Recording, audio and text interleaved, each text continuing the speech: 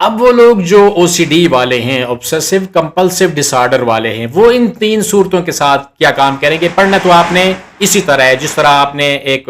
جگہ بنا لی، وہاں پہ آپ مطمئن ہو کر بیٹھ کے آپ نے ڈیپ بریدنگ لی اور 3-4 مرتبہ سانس اندر کھینچا، اس کی ساؤنڈ کے اوپر غور کیا اور پھر اس کو آپ نے ایکزیل کیا، سانس کو چھوڑ دیا اور اس کے ساؤنڈ کے اوپر آپ نے غور کیا، توجہ آپ نے ایک طرف مرکوز کر دی اور ان تین صورتوں کو آپ نے پڑھا. تو پھر جو سورۃ الاخلاص ہے، اس سورۃ الاخلاص کو لے کر ہم نے یہ بات اپنے آپ کو سمجھانی ہے کہ جو پرفیکٹ ہے نا، جو چیز مکمل ہے اور جس چیز کے اندر کوئی عیب اور نقص نہیں ہے، وہ صرف اللہ تعالیٰ کی ذات ہے. میرے ساتھ جو معاملے ہیں، جو میرے ساتھ کمیاں کوتاہیاں ہیں، وہ جو ہے وہ کمیاں کوتاہیاں میں اپنی بے بسی یہ اللہ تعالیٰ کے سپرد کرتا ہوں اور اللہ تعالیٰ میری مدد کرنے والا ہے. اور سورۃ الناس کو جو ہے وہ کرنا ہے، اس سورت کو پڑھنا ہے بار بار کہ جو چیز مجھے وسوسے دلا رہی ہے، جو چیز بار بار مجھے اور میرے اندر وہ خیالات پیدا کر رہی ہے، وہ چیز مجھ سے دور ہو جائے. اور اس کے اندر جب آپ وضو کرنا ہے تو آپ نے بس ایک ہی مرتبہ کرنا ہے، ریپیٹ نہیں کرنا. بے شک وسوسے آئیں، آپ نے چھوڑ دینا ہے. ایک بار آپ نے پہلی پوری تسلی کے ساتھ وضو کرنا ہے. جب آپ پیشاب کے اوپر بیٹھیں گے، اگر آپ کو پیشاب کے قطروں کا وہ وہم ہو چکا ہے کہ میرے ڈراپ گر رہے ہیں، تو آپ نے کام یہ کرنا ہے کہ پیشاب کے اوپر بیٹھیں گے تو پیشاب کے اوپر بیٹھنے کے بعد پوری تسلی کے ساتھ کہ آپ کا جو بلیڈر ہے وہ بالکل صاف ہو چکا ہے.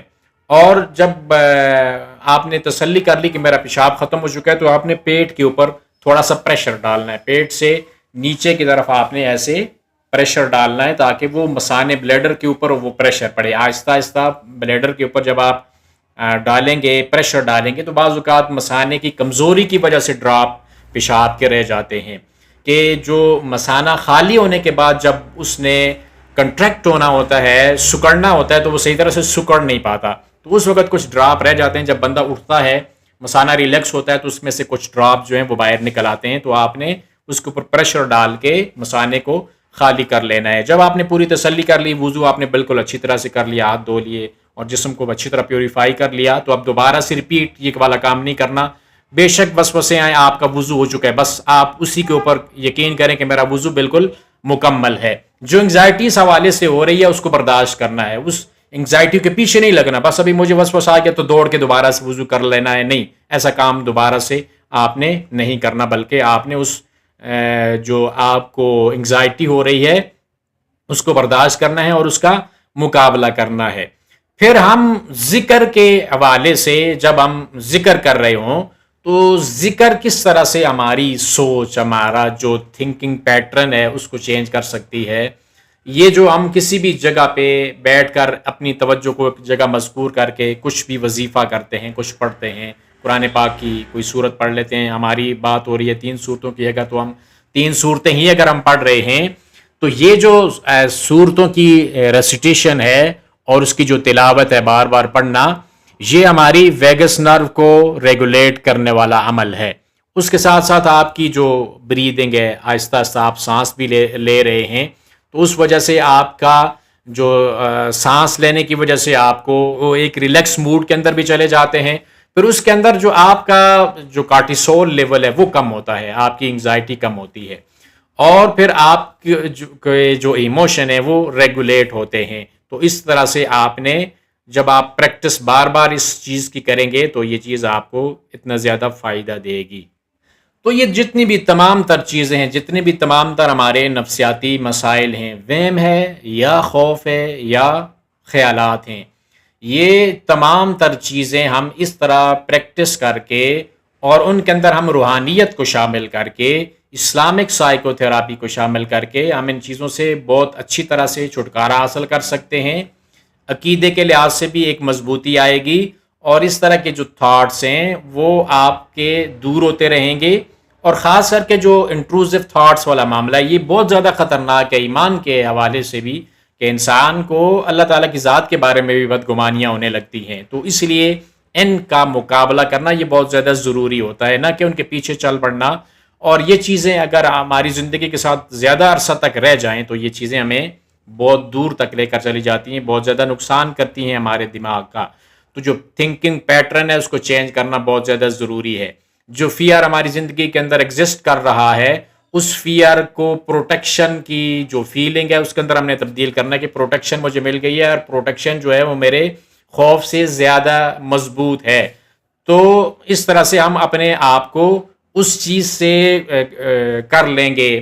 کہ دوسری طرف ہم اس چیز کو ٹرانسفر کر لیں گے. جہاں پہ ہمارا خوف تھا وہاں پہ اب پروٹیکشن والی جو فیلنگ ہے اور اطمینان والی جو فیلنگ ہے وہ ہمارے پاس آ جائے گی.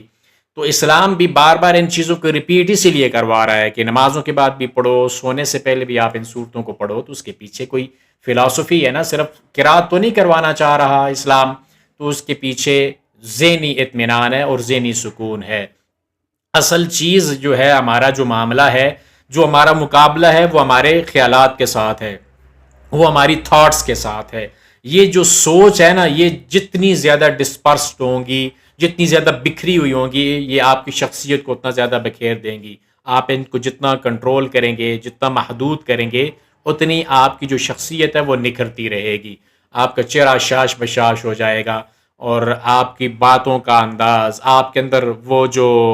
ہوتی ہے نا, انسان اپنے اوپر اعتماد نہیں کر رہا ہوتا تو خود اعتمادی پیدا ہو جائے گی. اور اپنے آپ کے اوپر جو انسان کوس رہا ہوتا ہے نا کہ میں ایسا ہوں ویسا ہوں, اپنی غلطیاں دہراتا رہتا ہے, تو وہ چیزیں اپنی ذات کے اوپر ایک اعتماد بھی انسان کو مل جائے گا اور اپنے اوپر ایک فخر والی جو ایک کیفیت ہوتی ہے نا کہ وہ چیز ہمارے اندر آ جائے گی. اس سے پھر ہماری جو زندگی کا اصل مقصد ہے اس اصل مقصد تک ہم چلے جائیں گے. اور جو یہ جو چیزیں ہیں, جو تھاٹس ہیں اور جو وہم اور خوف ہیں, جن چیزوں نے ہماری تمام تر زندگی کی ایکٹیویٹیز کو ڈسٹرب کیا ہوا ہے, تو اس سے بھی ہم دور چلے جائیں گے اور ہمارے لیے ایک بہترین چیز بن جائے گی جب ہم اس طرح پریکٹیکلی ان چیزوں کو لے کر دیکھیں گے. تو جو جتنے بھی کام ہیں ہم نے یہ جو ان 3 ویڈیوز کے اندر بیان کیے ہیں, 3 پارٹس کے اندر, ان کو آپ سٹیپ بائی سٹیپ دیکھیں اور اس کو فالو کرنے کی کوشش کریں.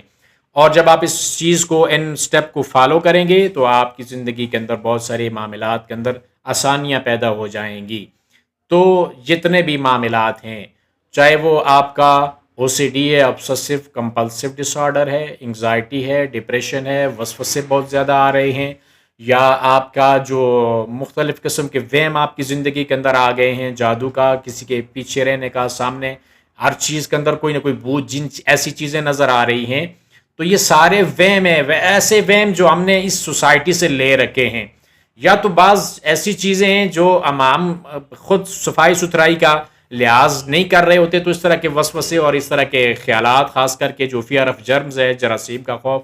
وہ اس وجہ سے آ رہا ہوتا ہے. یا تو ہم جو ہے اپنی جو معاملات ہیں زندگی کے اندر, خاص کر کے نمازوں کا نہ پڑھنا اور ہر وقت جو ہے وہ ایک ہی چیز کو لے کے بیٹھے رہنا, میوزک اور مختلف قسم کی جو گندی ویڈیوز ہیں ان چیزوں کی طرف اپنے آپ کو لگا لینا, دماغ کو لگا لینا, تو اس حوالے سے جب اس چیز سے باہر نکلتے ہیں تو مختلف قسم کے برے خیالات اور وسوسے پھر ہماری زندگی کے اندر زندگی کا حصہ بن جاتے ہیں, اور یہ وسوسے ہمیں بڑے دور تک لے کر چلے جاتے ہیں. تو ان سے باہر نکلنا اپنے عزم کے ساتھ, ہمت اور ارادے کے ساتھ بہت زیادہ آسان ہے, لیکن ان کے اندر الجھنا یہ آپ کو مزید الجھا کر رکھ دے گا اور آپ کو نفسیاتی بنا دے گا.